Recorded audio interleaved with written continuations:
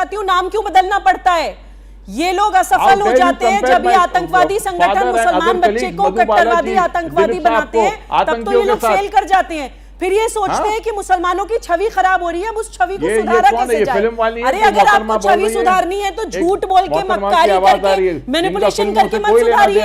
छवि सुधारनी है तो मुसलमान बच्चों को सही रास्ते पर लगाइए, उनका देश से देश के प्रति समर्पण करवाइए। उनसे कहिए कि आप सिर्फ माइनॉरिटी के नाम पे अधिकार मत मांगिए, बल्कि अपने कर्तव्यों का पालन करिए। गौ सुरक्षा में लगाइए, भारत की कृषि को बचाने में लगाइए, अच्छे विषयों के लिए मुसलमान बच्चों को आगे बढ़ाइए। ये मेरा विषय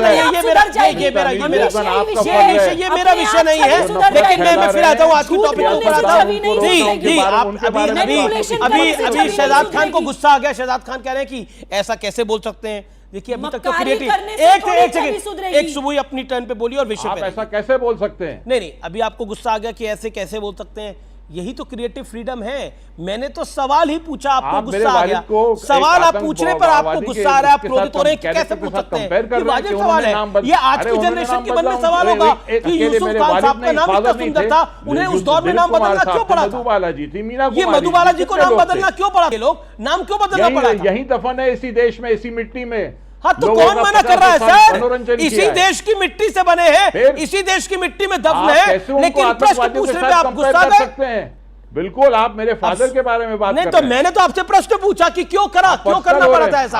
आपने बोला अभी देश ठीक नहीं चल रहा, तो मैंने बोला पहले देश ठीक चल रहा था, सबको अपना नाम बदल के रहना पड़ रहा था। आप किसी के मैंने आपके ऊपर कभी कोई पर्सनल अटैक नहीं, मैंने पर्सनल सवाल ही नहीं पूछा।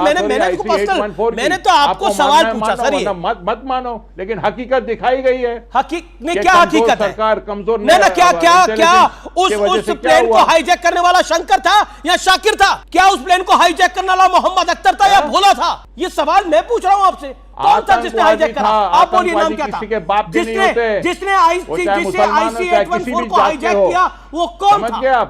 IC-814 को हाईजैक करने वाले कौन थे? आतंकवादी किसी के बाप के नहीं होते, उनको क्यों शरण दिया जाता है? नहीं तो एक बात बताइए ना, आप ही मुझे बताइए, आप ही मुझे बताइए, इनको वहीं खत्म कर दो। क्यों आप लोग लाके जेल में पालते हैं उनको?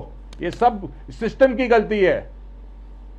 जब आपको लगे आतंकवादी, उसको वहीं खत्म कर दो, नेस्त नाबूद कर दो, उसको भेज दो उसको ताबूत में।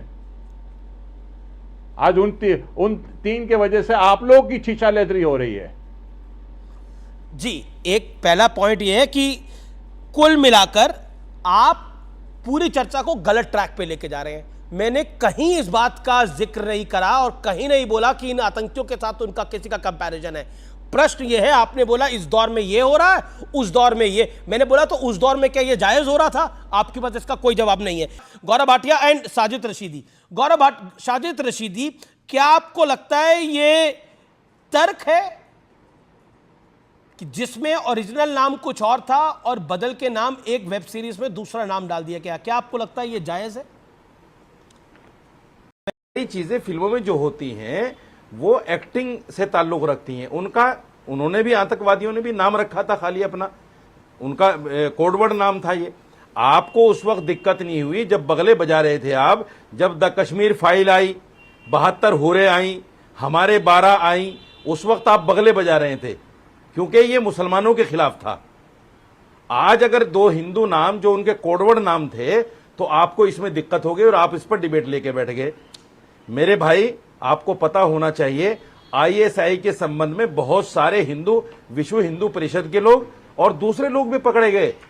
अभी परसों तरसों ही मेरठ से एक हिंदू आदमी को उठाया ATS ने, जो ISI को जानकारी देता था।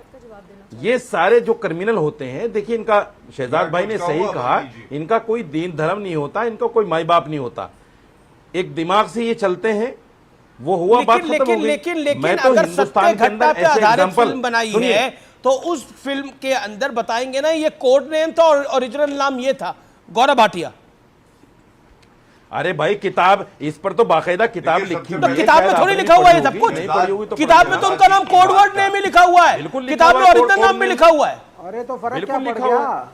ओके गौरव भाटिया, जो पिक्चर देखेगा वो फ्लाइट की हिस्ट्री में पड़ेगा। मेरी बात, यहाँ पे जो चर्चा हम लोग विवेक भाई, मैं अपनी बात पूरी कर लीजिए। एक सेकंड, गौरव भाटिया की बारी है। ये तो कह रहे थे मंदिर टूटा तो क्या गलत है, शांत कराइए। ठीक है, देखिए पहले मैं इन्हीं की बात का उत्तर दे देता हूं। इनका तर्क ये है कि फिल्म में नाम अगर भोला और शंकर रख दिया तो क्या है। पहली बात तो मौलाना जी को बताइए कि ये केवल फिल्म नहीं है, ये एक ऐसी सीरीज है अमीर जी जो कहती है कि मैं सत्य कहानी जो है उस पे आधारित हूं। और IC 814, और अगर आपने सीरीज देखी हो तो जो पुराने सारे उसमें नेता रहे हैं, अधिकारी रहे हैं, उनके वक्तव्य चलते हैं। इसलिए कम से कम आपको यह दिखाना चाहिए था कि आतंकियों का असली नाम यह है। अब आपकी चिंता यह रही कि इससे एक धर्म बदनाम हो जाएगा। तो मैं ये कहना चाहूंगा, 9/11 पे हमला हुआ अमीर जी, वहां पे जो टेररिस्ट था उसका नाम था खालिद मोहम्मद, तो उसको क्या किसी हिंदू भगवान के नाम पे आप कर देंगे?